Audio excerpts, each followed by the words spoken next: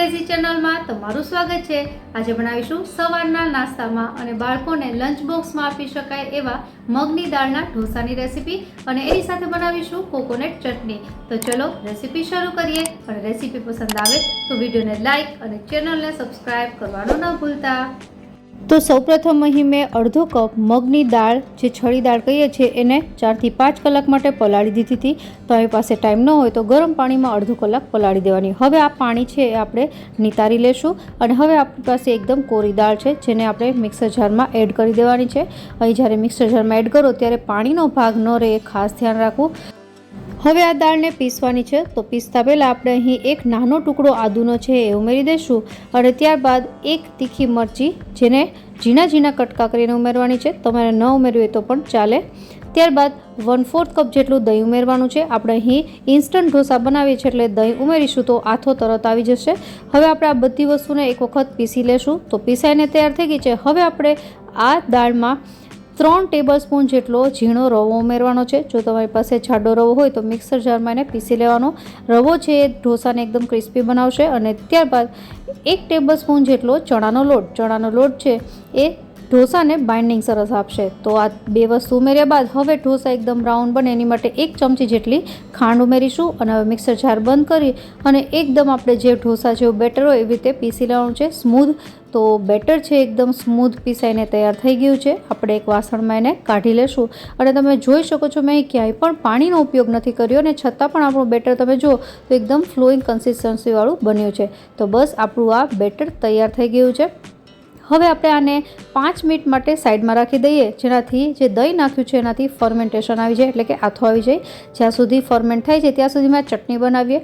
તો ચટણી માટે મેં અહીં થોડા મીઠા લીમડાના પાન, 7 થી 8 લસણની કળી, 1 ટેબલસ્પૂન જેટલી દાળિયાની દાળ, અડધો કપ જેટલું સૂકું ટોપરાનું છીણ, અડધો કપ કોથમીર અને 1 ઇંચ આદુનો ટુકડો આ બધી વસ્તુને આવી રીતે સુધારી લીધી છે। હવે મિક્સર જારમાં એડ કરી દઈશું।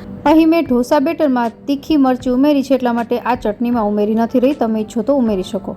હવે આપણે અહીં મીઠું સ્વાદ પ્રમાણે ઉમેરવાનું છે અને ત્યારબાદ 1/4 કપ જેટલું દહીં ઉમેરીશું। તમે પાણી નાખીને પણ બનાવી શકો પણ દહીંમાં બનાવેલી ચટણી ખૂબ જ સરસ લાગતી હોય છે। હવે જો જરૂર પડે એક વખત પીસીને જોઈ લેવાનું, જરૂર પડે તો તમારે પાણી 3 થી 4 ચમચી ઉમેરી અને એકદમ સરસ સ્મૂધ પીસી લેવાનું છે। તો આપણી પાસે આ ચટણી તૈયાર થઈ ગઈ છે। આપણે એને એક બોલમાં ટ્રાન્સફર કરી લેશું। તો નાળિયેર કોથમીરની આ ચટણી છે એ મગની દાળના ઢોસારે ખૂબ જ સરસ લાગે છે। હવે જ્યાં સુધીમાં ચટણી બની ત્યાં સુધીમાં આપણું જે બેટર છે એ પણ ફર્મેન્ટ થઈ ગયું છે તો એ ચેક કરી લઈએ। એ આપણે ઇન્સ્ટન્ટ ઢોસા બનાવીએ છીએ એટલે બેટરને 5 મિનિટ માટે રેસ્ટ થવા દઈએ તો પણ ચાલે। હવે મીઠું સ્વાદ પ્રમાણે નાખીશું। અહીં મીઠું છે ઢોસા બનાવો ત્યારે જ એડ કરવું અને એને મિક્સ કરી દઈશું। હવે ઢોસામાં તમે આ જે બેટર છે એમાંથી તરત ઢોસા બનાવી શકો પણ આપણે અહીં પિંચ જેટલો સોડા ઉમેરવાનો છે। તો સોડા આપણે ઉમેરવા માટે આમાંથી થોડું બેટર છે બીજા વાસણમાં લઈ લેવાનું એટલે કે જેટલું ઢોસો બનાવવો હોય એટલા બેટરમાં જ સોડા છે નાખવાના। એકસાથે બધા જ બેટરમાં સોડા ન એડ કરવા। તો તમે જો પિંચ જેટલો સોડા લીધો છે એ જ ઉમેરવાનો છે અને આ વસ્તુ છે જ્યારે તમે ઢોસા બનાવો ત્યારે જે વાસણમાં ઢોસા બનાવવાનું બેટર લ્યો એમાં આ ઉમેરતા જવાનું। તો 3 થી 4 મિનિટ માટે આવી રીતે ફેટવાનું છે જેનાથી એર બબલ્સ ક્રિએટ થશે જે તમારા ઢોસાને એકદમ ક્રિસ્પી બનાવશે। આ બેટર છે સોડા નાખ્યા વગર 1 વીક માટે તમે ફ્રીજમાં સ્ટોર પણ કરી શકો છો। તો જે બેટર બચી જાય એને તમે ફ્રીજમાં એરટાઇટ કન્ટેનરમાં ભરીને રાખી શકો છો। તો બેટર આપણું તૈયાર થઈ ગયું છે। હવે આપણે ઢોસા છે એને પાથરી લઈએ। તો મેં અહીં મીડિયમ ગેસની ફ્લેમ પર તવો ગરમ કરી લીધો હતો અને તવો ગરમ થાય એટલે પાણી નાખી અને એને સાફ કરી લેવાનો અને ત્યારબાદ જે આપણે બેટર બનાવ્યું છે એને આવી રીતે પોર કરી ચમચાની મદદથી આપણે આ ઢોસાને સેન્ટરથી ચાલુ કરી અને પાથરી લેશું। તો તમે જોઈ શકો છો ઢોસો પથરાઈને તૈયાર થઈ ગયો છે। ગેસની ફ્લેમ અત્યારે લો જ રાખવાની છે અને હવે ઢોસો છે એક વખત ઉપરની સાઈડ ડ્રાય થઈ જાય ત્યારબાદ આપણે બટર ઉમેરીશું। તો અહીં બટર મેં લીધું છે, તમે ઘી કે તેલ લઈ શકો પણ બટરનો સ્વાદ છે સારો આવતો હોય છે એટલે મેં આજે બટર યુઝ કર્યું છે। એને આવી રીતે ઢોસા ઉપર પાથરી દેશું અને હવે મીડિયમ ગેસની ફ્લેમ પર ઢોસાને બ્રાઉન થાય ત્યાં સુધી પકાવી લેવાનું છે। તો તમે જોઈ શકો છો ઢોસો બ્રાઉન થઈ ગયો છે।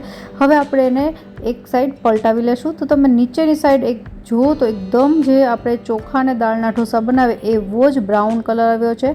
તો આ આપણો ઢોસો તૈયાર થઈ ગયો છે। આવી રીતે રોલ કરી અને લઈ લઈએ અને એકદમ ક્રિસ્પી એવો આ ઢોસો છે એવી જ રીતે હું બીજા ઢોસા પણ બનાવી લઈશ। તો મેં અહીં 2 ઢોસા અત્યારે બનાવ્યા છે જેને કોથમીર અને નાળિયેરની ચટણી સાથે સર્વ કર્યા છે. આશા રાખું કે રેસીપી તમને જરૂરથી પસંદ આવી હશે, અને રેસીપી પસંદ આવી હોય તો કમેન્ટ બોક્સમાં તમારો અભિપ્રાય જરૂરથી જણાવજો. ફરી મળીએ નવી રેસીપી સાથે. ત્યાં સુધી બાય.